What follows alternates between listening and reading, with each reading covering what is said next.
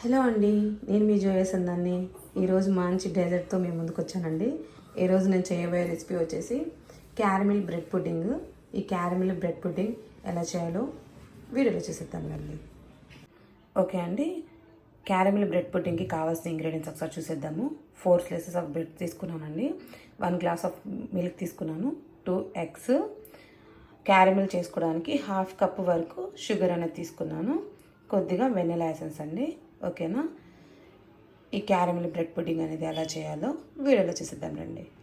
Okay అండి, first అయితే caramel అనేది మనం ప్రిపేర్ చేసుకుందాము. క్యారమిల్ ప్రిపేర్ చేసుకోవడానికి ఒక ప్యాన్ అనేది తీసుకుంటున్నాను. ఓకే అండి, ప్యాన్ అనేది హీట్ అయింది. మనము ఒక 1/2 కప్ వరకు షుగర్ అనేది యాడ్ చేసేసుకున్నాము. షుగర్ యాడ్ చేసుకున్న తర్వాత ఇది కొంచెం మిక్స్ చేసుకోవాలండి. ఇది మిక్స్ చేసుకుంటూ ఉంటే మీకు కలర్ అనేది చేంజ్ అవుతుంది.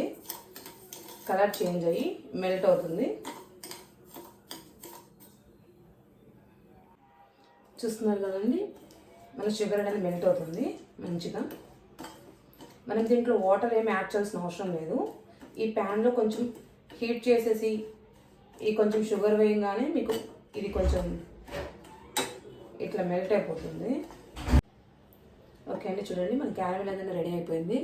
ఓకేనా, ఇది మనం పుడ్డింగ్ చేసే బౌల్ ఉంటుంది కదండి, ఆ బౌల్లో మనం ఇది షిఫ్ట్ చేసుకుందాము. ఓకే అండి, దీంట్లో మనం మార్చుకుంటున్నాము ఈ క్యారమిల్ అనేది మొత్తము. ఓకే అండి, ఈ విధంగా నీట్గా ఇది స్ప్రెడ్ చేసి పెట్టుకోవాలి. మనం పుడ్డింగ్కి బ్యాటర్ అనేది ప్రిపేర్ చేసుకుందాం. ఓకే అండి, ఒక మిక్సీ జార్లో మనం తీసి పెట్టుకున్న 4 బ్రెడ్ పీసెస్, ఒక 2 ఎగ్స్ అండి,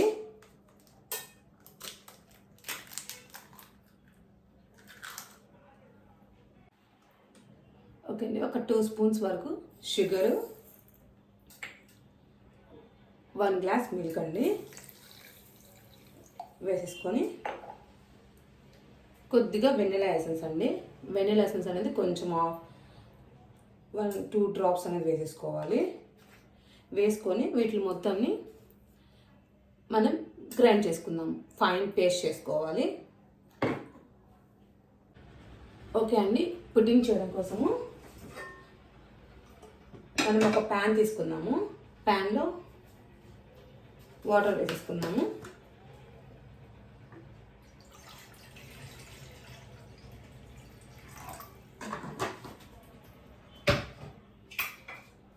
ఇందులోనే ఒక స్టాండ్ అనేది పెట్టుకుందామండి మనము. ఈ వాటర్ అనేది బాగా బాయిల్ అయిపోవాలి. ఓకే అండి, ఈ వాటర్ బాయిల్ అయ్యేలోపు మనము బ్యాటర్ అనేది రెడీ చేసుకుందామండి. ఓకేనా,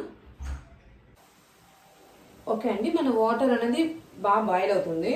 ఓకేనా, మన బ్యాటర్ కూడా రెడీ అయిపోయిందండి. నేను దేశీ ఎగ్స్ వేసాను, అందుకని మీకు ఈ కలర్ వచ్చింది.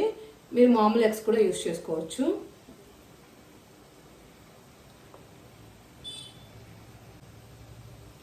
ఓకే అండి, మనం ఇంకా సెట్ చేసి పెట్టుకున్న క్యారమిల్ బౌల్ ఉంది కదా, అది దీంట్లో పెట్టేసుకుందాం మనము ఈ బాయిల్ అవుతున్న వాటర్లో. ఓకేనా, ఇప్పుడు ఈ బ్యాటర్ మొత్తం దీంట్లో షిఫ్ట్ చేసేద్దాం మనము.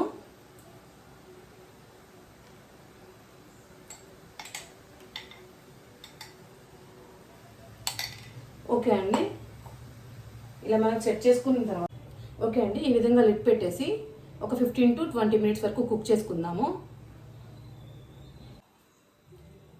ఓకే అండి, రెడీ అయిందో లేదో చూసుకుందాము ఒకసారి. ఒక టూత్ పిక్ తీసుకొని ఇట్లా టెస్ట్ చేద్దామండి మనము. ఇలా నీట్గా వచ్చేస్తే మన పుడ్డింగ్ అనేది రెడీ అయిపోయింది. ఓకేనా, ఓకే అండి, మన పుడ్డింగ్ అనేది రూమ్ టెంపరేచర్కి వచ్చిన తర్వాతనే మనం డీమోల్డ్ చేసుకోవాలి. ఓకేనా, ఈ రూమ్ టెంపరేచర్ వచ్చే వరకు వెయిట్ చేద్దాం. ఓకే అండి, మన పుడ్డింగ్ అనేది రూమ్ టెంపరేచర్కి వచ్చింది. ఇప్పుడు మనం దీన్ని డిమోల్డ్ చేసుకుందాము. ఓకేనా, ఫస్ట్ సైడ్స్లో ఇట్లా ఒక నైఫ్ తీసుకొని ఈ విధంగా కట్ చేసుకోవాలి సైడ్స్ మొత్తాన్ని.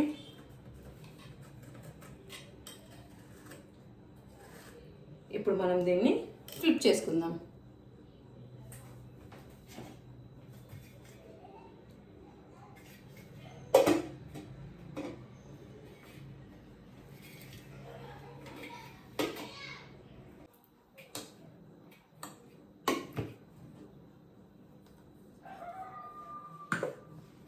ఓకే అండి, చూసారుగా ఎంత మంచిగా వచ్చిందో మన పుడ్డింగ్ అనేది.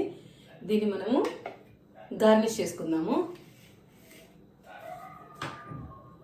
డ్రై ఫ్రూట్స్ గార్నిష్ చేసుకుందామండి లైట్గా.